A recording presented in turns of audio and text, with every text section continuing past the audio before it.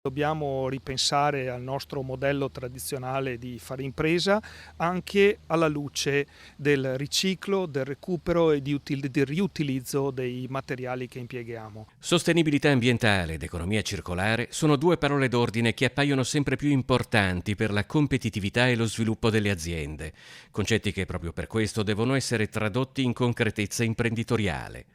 L'obiettivo della campagna SOS Economia Circolare, sotto l'egida di Confapi, è condividere le metodologie utili all'imprenditore per individuare i cicli produttivi cui destinare gli scarti delle lavorazioni della propria impresa. Futuro è nella direzione di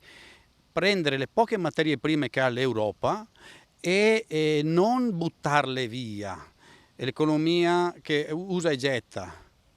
ma rimetterle dove è possibile in circolo. Nonostante il Veneto sia particolarmente virtuoso per raccolta e valorizzazione di scarti e rifiuti, rimangono ancora ampi margini di miglioramento ed è da questo punto di vista che l'appello è esteso alla rete imprenditoriale regionale. Da un anno a questa parte l'appello è stato raccolto da molte aziende del territorio,